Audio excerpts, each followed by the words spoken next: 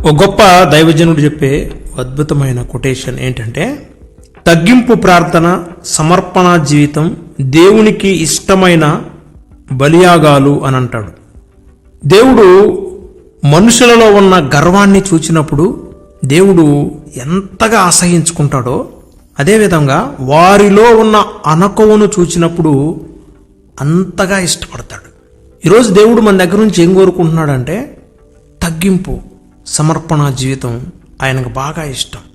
తగ్గింపు అనగానే మనకు వెంటనే మన ప్రభువైన యేసుక్రీస్తు వారు గుర్తొస్తాడు. ఎందుకంటే ఆయన ఎవరూ సమీపింపరాని తేజస్సులో అమరత్వం కలిగిన వాడై ఉండి కూడా తండ్రితో సమానుడైనప్పటికీ కూడా తాను తగ్గించుకొని నరరూపిగా ఈ లోకానికి వచ్చాడు. అసలు నరుడు ఎలాంటోడు అని బైబిల్ చెప్తుందంటే, వాడు త్రాసు మీద దుమ్ము లాంటోడు అని చెప్తుంది కదా. ఈ త్రాసు మీద దుమ్ము అంటే ఉఫ్ అని ఊదితే ఎగిరిపోయింది. మన ప్రభు విశ్వానికి సృష్టికర్త అయి ఉండి కూడా దుమ్ము లాంటి ఒక మానవుని రూపాన్ని ధరించుకుని రావటమే తగ్గింపు. Have you got my point? అలాగే దేవుడు మనుషులలో, ప్రతి మనిషిలో కూడా తగ్గింపును చూస్తాడు.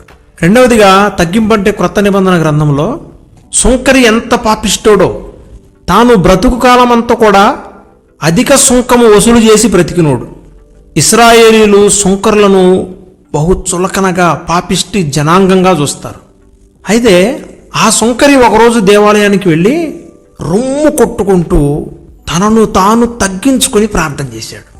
సుంకరి ఎంత పాపిష్టోడు, తాను బ్రతుకు కాలమంతా కూడా అధిక సుంకమును వసూలు చేసినోడు. అలాంటోడు రొమ్ము కొట్టుకొని ప్రార్థన చేస్తే ఆ ప్రార్థన ఆకాశమందలి దేవుడు విన్నాడు. ఎంత గొప్ప దేవుడు కదా మన దేవుడు. అంటే దేవుడు ఏమి చూస్తాడంటే ప్రతి నరునిలో కూడా తగ్గింపు. ఆ తగ్గింపు ఈరోజు నీలో ఉందో లేదో ఒకసారి నువ్వు పరీక్షించుకోవాలి. యాకోబు గారు అంటాడు, యాకోబు పత్రిక 4వ అధ్యాయం 6వ వచనంలో, దేవుడు అహంకారులను ఎదిరించి దీనులకు కృప చూపును అని అంటాడు. ఎవరైతే విరిగి నలిగిన హృదయం కలిగి ఉంటారో, తమను తాము తగ్గించుకుంటారో, వారి మొరను దేవుడు వింటాడు. మనుషుల్లో గర్వాన్ని చూస్తే ఆయనకు అసహ్యం. ఎవరైతే తగ్గించుకుంటారో, అనకోగా ఉంటారో, ఆయన సన్నిధికి వచ్చి ప్రభువా నేను పాపిని అని మొరపెట్టుకుంటారో, వారి పక్షాన ఆయన ఉంటాడు. ఆయన దయగల వారిపై దయ చూపిస్తాడు, కఠినుల ఎడల కఠినంగా ఉంటాడు. దయగల వారిపై దయ చూపించును, కఠినుల ఎడల వికటము చూపును. దయగల వారిపై దయ చూపించును, కఠినుల ఎడల వికటము చూపును. గర్విష్ఠుల యొక్క గర్వముననుచును, గర్విష్ఠుల యొక్క గర్వముననుచును. సర్వము నెరిగిన సర్వాధికారి యెహోవా నా బలమా, యథార్థమైనది నీ మార్గం, పరిపూర్ణమైనది నీ మార్గం యెహోవా. యూదా రాజ్యాన్ని ఏలిన మనష్షే రాజులందరిలో కూడా బహుభ్రష్టుడు, భ్రష్టులలో కూడా భ్రష్టుడు. అయితే ఈ మనష్షే బహుభక్తిపరుడైన హిజ్కియా కుమారుడు. హిజ్కియా ఎంత భక్తిపరుడో కదా. దావీదు చూపిన చర్యనంతటిని చూపినవాడు. హిజ్కియాకున్న పేరేంటంటే రెండో దావీదు అని పేరు. దావీదు దేవుని హృదయానుసారుడు, హిజ్కియా దేవుని చిన్న హృదయానుసారుడు. దావీదు తర్వాత అంత భక్తిని చేసిన హిజ్కియా కుమారుడే మనష్షే.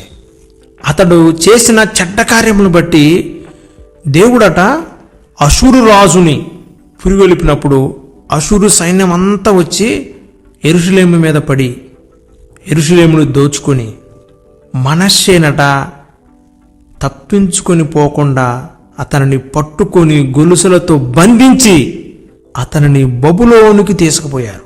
అయితేనండి ఇంత భ్రష్టుడు కదా మనష్షే.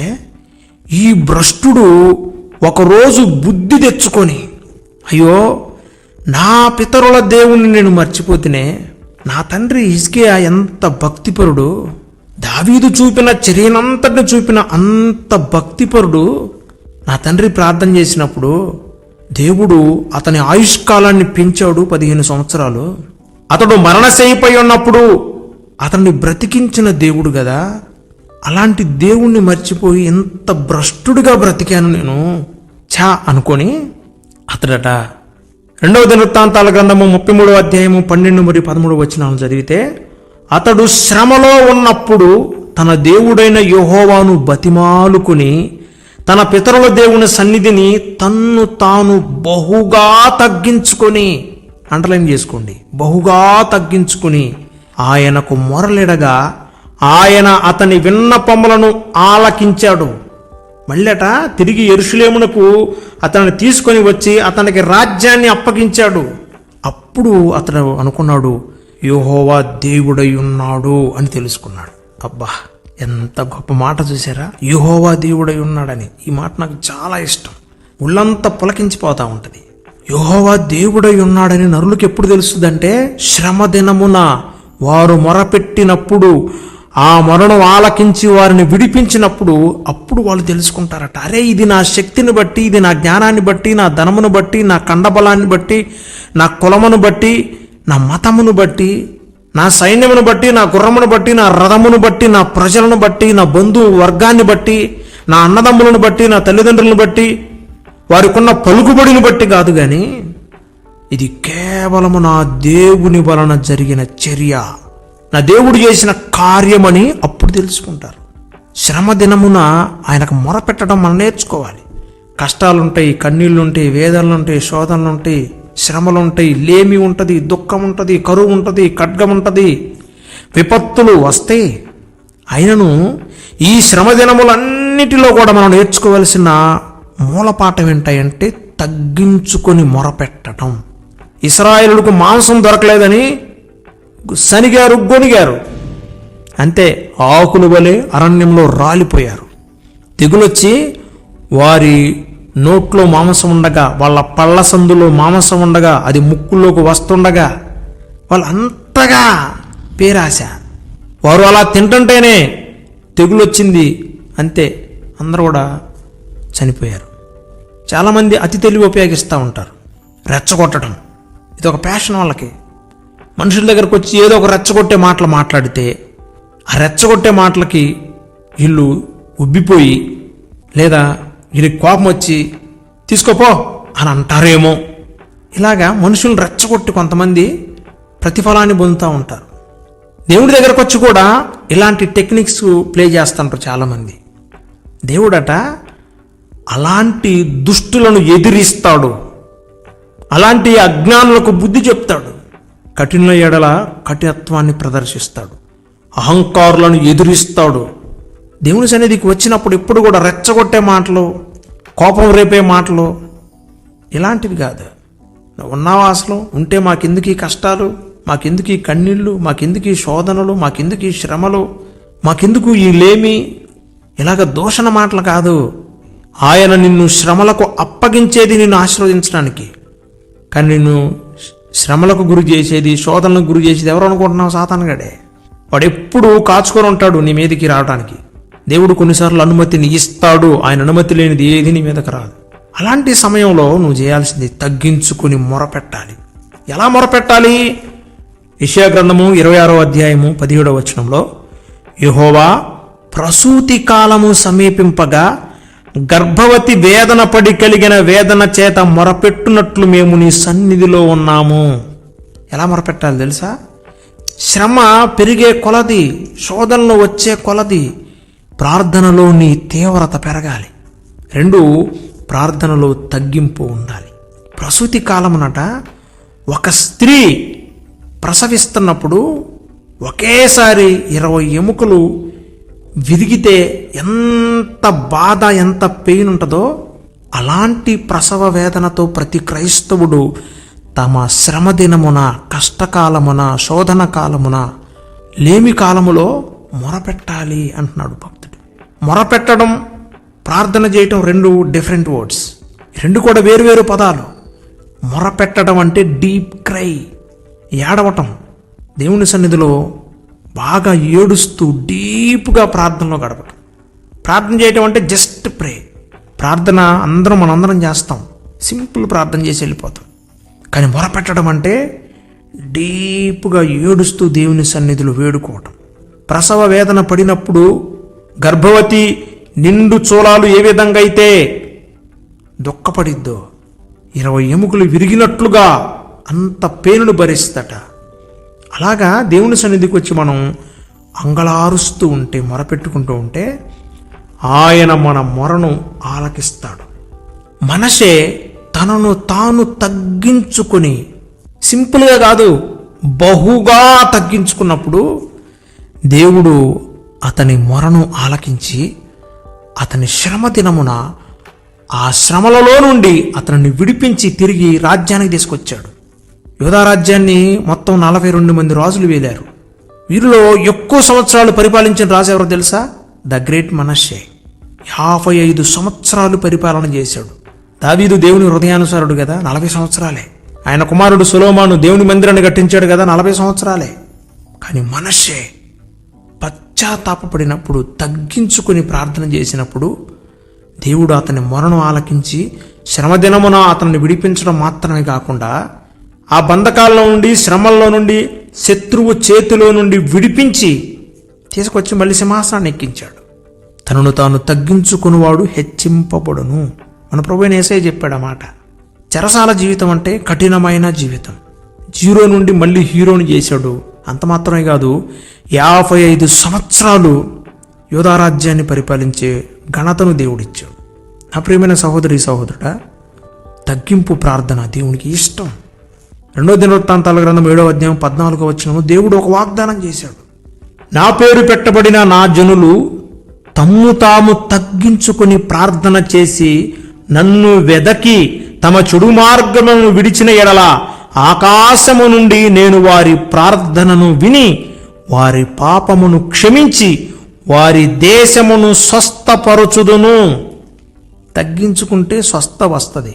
నాకే ఎందుకు ఈ రోగాలు, నాకే ఎందుకు ఈ వ్యాధులు, నాకే ఎందుకు బాధలు, ఇలా సనుగుడు గొనుగుడు దేవునికి అసలు ఇష్టం ఉండదు. రెండవది, ఆ పరిసేయుడు వలె నేను అది చేశా, ఇది చేశా, అంత కానుకిచ్చా, ఇంత కానుకిచ్చా, నేను మందిరాన్ని కట్టించా, నేను నీతిపరుణ్ణి, నేను ఉపవాసాలు ఉంటాను, జాగరణలు చేస్తాను, నేను ఎంత పరిచర్య చేస్తాను, నేను ఎంత ప్రార్థన చేస్తాను, నేను ఎంత ప్రయాసపడతాను, అసలు ఈ మాటలు దేవుడికి ఇష్టం ఉండదు. బహుపాపినయ్యా, ఏ మంచి నాలో లేదు, ఇది దేవుడికి ఇష్టం. తగ్గించుకుంటే హెచ్చించబడతాం. ప్రభు ఏమని వాగ్దానం చేస్తున్నాడు?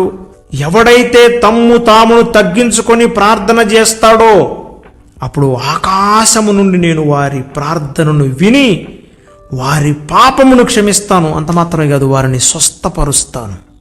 తగ్గించుకుంటే పాప క్షమాపణ వస్తుంది. తగ్గించుకుంటే స్వస్థత కూడా కలిగిద్ది. తగ్గించుకుంటే చెరలో నుండి విడిపించబడతావు.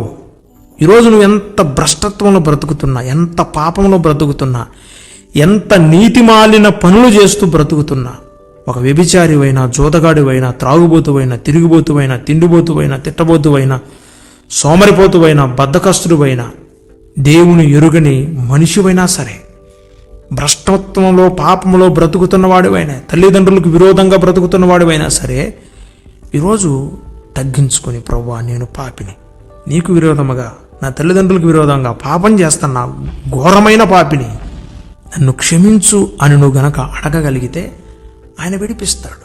ఎవడు దీన మనసు గలవాడై, విరిగి నలిగిన హృదయం గలవాడై నా మాట విని వణుకుచుండునో వాని మీద నేను దృష్టిస్తాను అని అన్నాడు.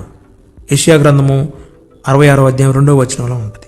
ఒక భ్రష్టుడు తగ్గించుకుంటే దేవుడు కనికరించాడండి. అలాంటిది ఆయన రక్తంలో కడగబడిన నీవు, ఆయన యొక్క రక్తమాంసములలో చేయి వేసే నీవు తగ్గించుకొని ఆయన సన్నిధిలో మొరపెట్టుకుంటే నీ దుఃఖ దినములన్నీ ఆయన సమాప్తము చేస్తాడు.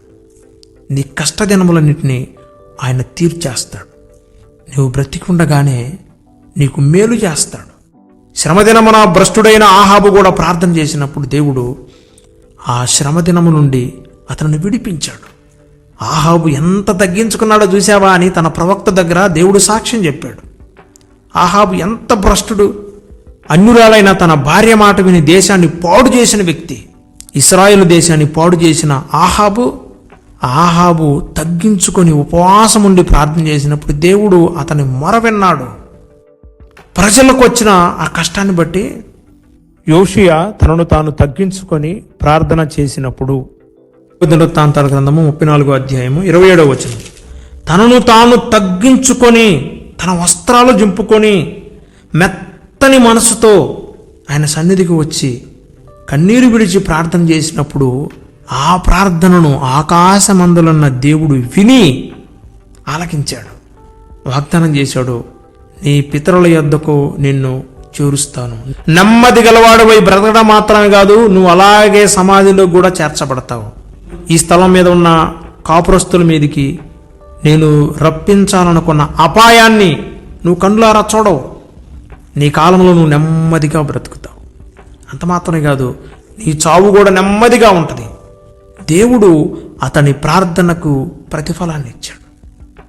ఎవరైతే మెత్తని మనసును ధరించుకుంటారో, ఎవరైతే తమను తామును తగ్గించుకుంటారో, ఎవరైతే దేవుని సన్నిధిలో కన్నీరు విడుస్తూ ప్రార్థన చేస్తూ ఉంటారో వారి మొరను ఆకాశమందులున్న దేవుడు వింటాడు. వినటం మాత్రమే కాదు, వారికి తప్పక జవాబును ఇస్తాడు. ఈరోజు మనం కూడా మన సేవలే పశ్చాత్తాపడదాం. మన బట్టలు కాదు కానీ మన హృదయాన్ని చించుకుందాం. హోషేయలాగా తగ్గించుకుందాం, మనషేలాగా తగ్గించుకుందాం, ఆహాబులాగా తగ్గించుకుందాం, ఆ సొంకరి వలె తగ్గించుకుందాం. మరీ ప్రాముఖ్యంగా మన ప్రియుడు ఆరాధ్య దైవం యేసుక్రీస్తు ప్రభువారు ఏ విధంగా అయితే తగ్గించుకుని ఈ లోకానికి వచ్చి ఆయన కూడా తగ్గించుకుని, తండ్రి నా ఇష్టం కాదు నీ చిత్తమే నెరవేరునుగాక అని ఎంత తగ్గించుకుని దీన మనసుతో ప్రార్థన చేశాడో, అటువంటి దీన మనసు కలిగి మనం కూడా ప్రార్థన చేసినప్పుడు శ్రమ దినమున ఆయన మనల్ని విడిపిస్తాడు. ఒకవేళ శ్రమలు అనుమతించిన ఆ శ్రమలన్నిటిలో కూడా నీకు జయ జీవితాన్ని ఇస్తాడు. అట్టి కృపాభాగ్యం దేవుడు మనందరికీ దయచేయునుగాక. మహాపరిశుద్ధుడైన తండ్రి, మహాగణుడైన రాజా, ఎంత గొప్ప దేవుడు ప్రభువా. యూదా రాజులందరిలో బహుభ్రష్టుడైన మనషే తగ్గించుకున్నప్పుడు ఆయా శ్రమ దినమున అతన్ని విడిపించి మళ్ళీ తిరిగి తీసుకొచ్చి రాజును చేశావు. ఇశ్రాయేలు రాజులందరిలో బహుభ్రష్టుడు ఆహాబు తగ్గించుకున్నప్పుడు ఆహాబును కూడా ఆయా శ్రమ దినమున విడిపించావు. దేశము 2 ముక్కలవడానికి కారణమైన సొలొమోను కుమారుడు రెహబాము తగ్గించుకుని ప్రార్థన చేసినప్పుడు అతన్ని దినము రావలసిన అపాయం రాకుండా చేశావు. హోషేయ కూడా తనను తాను తగ్గించుకుని ప్రార్థన చేసినప్పుడు, మెత్తన మనసుతో నీ సన్నిధికి వచ్చి కన్నీరు విడిచినప్పుడు హోషేయ దినములలో రావలసిన అపాయం రాకుండా అతని కాలంలో అతడు నెమ్మది పొందుకున్నట్లుగా చేశావు. పరిశుద్ధుడైన తండ్రి, సొంకరి కూడా తనను తాను తగ్గించుకుని ప్రార్థన చేశాడు. సొంకరి నీతిమంతుడిగా ఎంచబడ్డాడు. పరిశుద్ధుడా, అయా మహిమను తగ్గించుకొని ఈ భూమి మీదకి త్రాసు మీద దుమ్ములాంటి నరుని యొక్క రూపాన్ని ధరించి వచ్చావు. ఎంత తగ్గింపు ప్రభువా! నీ ప్రార్థన అంతా తగ్గింపు, నీ జీవితం అంతా తగ్గింపు. తండ్రి, వినయం గల వారి దగ్గర నీవు ఉంటావు, దీన మనసు గల వారి దగ్గర నీవు ఉంటావు. ఈరోజు నాయన, నీ పేరు పెట్టబడిన నీ ప్రజలమైన మమ్మల్ని మేము తగ్గించుకొని నీ సన్నిధిలో మొరపెడుతున్నాము. దయచేసి మా బిడ్డలు ఏ శ్రమల్లో ఉన్నారు, ఏ శోధనలో, ఏ కష్టాల్లో, ఏ కన్నీళ్ళలో, ఏ వేదనలో, ఏ కరువులో, అయ్యా ఏ లేమిలో ఉన్నారో శత్రువు చేతిలో నుండి విడిపించండి. అశూరు లాంటి సాతానుగాడి చేతుల్లో నుండి మా బిడ్డల్ని మనశ్శాన్ని విడిపించినట్లుగా విడిపించండి. పరిశుద్ధుడైన తండ్రి, అప్పుల సమస్యలు, ఆర్థిక సమస్యలు, కుటుంబ సమస్యలు, వ్యక్తిగత సమస్యలు, కోర్టు సమస్యలు, ఇలా సతమతమైపోతున్నారు. ఈ శ్రమ దినమున మా బిడ్డల మొరపెడుతుండగా, మా బిడ్డల పక్షాన నా ప్రభు వేడుకొనుచుండగా విడుదల ప్రకటించండి. ఉద్యోగాలు, వ్యాపారాలు, చేతి వృత్తులు, వ్యవసాయం చేసుకున్న బిడ్డలను దయచేసి కనికరించి ఆశీర్వదించండి. పరిశుద్ధుడైన తండ్రి, మా బిడ్డల ప్రభు సకాలంలో ఇంక్రిమెంట్లు, సకాలంలో శాలరీ, సకాలంలో ప్రమోషన్ పొందుకున్నట్లుగా కృప దయచేయండి. నిరుద్యోగంతో బాధపడుతున్న బిడ్డలున్నారు. ఈ శ్రమ నుండి మా బిడ్డల్ని విడిపించండి. మా బిడ్డలు ఉద్యోగాల కొరకు ప్రయత్నం చేస్తుండగా చక్కని ఉద్యోగాలు దయచేయమని అడుగుతున్నాం. వివాహం కొరకు సిద్ధపడిన బిడ్డలు పరిశుద్ధమైన వివాహాన్ని ఘనముగా ఈ సంవత్సరం జరిగించుదురుగాక. పరిశుద్ధమైన తండ్రి, నిందల అవమానాలన్నింటినీ కొట్టివేయుదురుగాక. గర్భఫలం లేని బిడ్డలకి గర్భద్వారాలు తెరవండి నాయన. అయా దంపతులను కరుణించి బిడ్డలను ప్రసాదించమని అడుగుతున్నాం. దుఃఖ దినములు సమాప్తం చేయండి. మా బిడ్డలు చదువుకుంటున్నారు. జ్ఞానమునందు, వయసునందు, దేవుని దయందు, మనుషుల దయందు వర్ధిల్లుదురుగాక. ప్రభు మా దేశాన్ని, రాష్ట్రాలను ఏలే నాయకులుగా, పాలకులుగా మా బిడ్డల్ని ఆశీర్వదించండి. విద్యావంతులుగా, జ్ఞానవంతులుగా తీర్చిదిద్దామని అడుగుతున్నాం ప్రభా. అయా దయచేసి మా బిడ్డలను మీరు కనికరించండి ప్రభా. శత్రు భయం నుండి మా బిడ్డలకు విడుదల దయచేయండి. కష్టకాలం నుండి విడుదలనివ్వండి. శ్రమ దినమున మొరపెట్టినప్పుడు మనశ్శేని విడిపించినట్లుగా విడిపించమని అడుగుతున్నాము. నీ మీద ఆధారపడి ఉన్నాము. దయచేసి మమ్మల్ని కనికరించండి. మాకు ఇచ్చిన ఈ పరిచర్యలను దీవించమని అడుగుతున్నాము. ఈ పరిచర్య 30 60 100 ఫలింపచేయండి. అనేక మందికి ఆశీర్వాదకరముగా మార్చండి. శ్రమల్లో ఉన్న వారిని కనికరించండి. విధవరాండ్రుల పక్షాన వ్యాజ్యమాడండి. అయ్యా వారి ఆస్తిని దోచుకుంటున్న దుర్మార్గుల చేతిలో నుండి వారిని విడిపించమని అడుగుతున్నాం ప్రభా. అనాథ బిడ్డలను మీరు కనికరించి వారిని పోషించండి. వృద్ధులను కనికరించమని అడుగుతున్నాం ప్రభా. అయ్యా అదేవిధంగా ప్రభా ఈ యొక్క ప్రార్థనలు ఏకీవించిన ప్రతి బిడ్డని మీరు కనికరించండి. శ్రమల్లో నుండి మా బిడ్డలను విడిపించండి. శ్రమల్లో జయ జీవితాన్ని ఇవ్వమని అడుగుతున్నాము. నీ కృపా కంచె కాపుదల ఈ ప్రార్థనలు ఏకీవించిన మా బిడ్డలందరిపై కుమ్మరించమని, ఈరోజు మేము చేయబోయే ప్రతి పనిలో, పరిచర్యలో, ప్రార్థనలో, ప్రయాణాల్లో, ప్రయత్నాలన్నింటిలో మాకు తోడుగా ఉండండి. మాకు జయ జీవితాన్ని ఇవ్వండి. ముఖ్యంగా తగ్గింపు ప్రార్థన, సమర్పణ జీవితం ఈ ప్రార్థనలో ఏకీవించిన ప్రతి ఒక్కరికి దయచేయమని యేసుక్రీస్తు శక్తి కలిగిన నామంలో అడిగి వేడుకొని పొంది ఉన్నాము తండ్రి. ఆమేన్. మన తండ్రి అయిన దేవుని ప్రేమ, ఆయన కుమారుడైన ప్రభు అయిన యేసుక్రీస్తు వారి దివ్య కృప, పరిశుద్ధాత్మని అన్యోన్య సహవాసము కూడి వచ్చిన మీకును మీ కుటుంబాలకును ఈ ప్రార్థనలో ఏకీభవించిన మనందరికీ, సకల పరిశుద్ధులకు, సార్వత్రిక సంగమునకును సదాకాలము తోడయుండి నడిపించునుగాక. ఆమేన్.